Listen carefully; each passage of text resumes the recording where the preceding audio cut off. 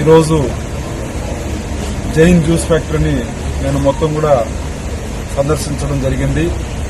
ఇక్కడ ఉండే యాజమాన్యంతో మొత్తం కూడా డిస్కస్ చేశాము. అన్నీ కూడా పర్ఫెక్ట్ పద్ధతిలోనే జరుగుతూ ఉంది. రైతు శ్రేయస్సు కోరేది తెలుగుదేశం పార్టీ.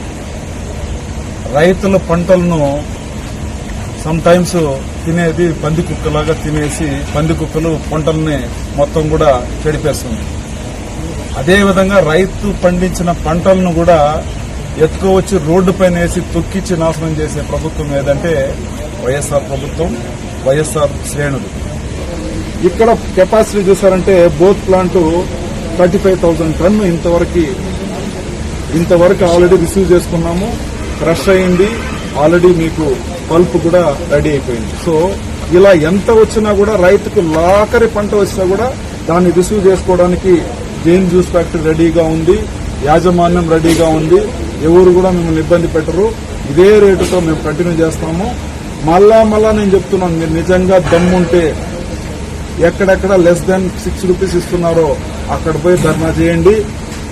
మీ వైఎస్ఆర్ పార్టీ ఏంటో, మీ మగతనం ఏంటో, మీది ఏందో అంటే అక్కడ పోయి చూపించండి. రైతులకు నిజంగానే నువ్వు న్యాయం చేయాలంటే ఎక్కడ 6 రూపాయలకు తక్కువ ఇస్తున్నారో ఆడపోయి మీరు ధర్నా చేయాలని చెప్పి మీ అందరినీ కోరుకుంటున్నాను. మెయిన్ గా ఒకటే కోరుతున్నా, అయ్యా కరుణాకర్ రెడ్డి గారు, అయ్యా విజయానంద రెడ్డి గారు, మీ రెడ్డి గారిది అది ఆడపోయి ధర్నా చేయబా.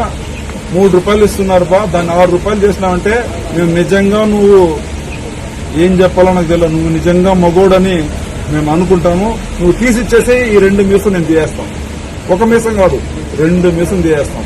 కేజీకి 6 రూపాయలు తీసేయండి, 1 టన్నుకు 6,000 తీసేయండి. నేను ఎమ్మెల్యేగా గంగాధర్ నెల్లూరుగా సవాలు ఇస్తున్నాను నారాయణ స్వామికి, అదేవిధంగా కరుణాకర్ రెడ్డికి, అదేవిధంగా విజయానంద్ రెడ్డికి. మీరు తీసిచ్చినారంటే 6 రూపాయలు నేను 1 మీసం కాదు 2 మీసం తీసేసి తిరుగుతాయి. దీనికి పంటే ఛాలెంజ్ లేదు. ఈ ఛాలెంజ్ మీరు స్వీకరిస్తే రండి, రెడీగా మనం చేద్దాం.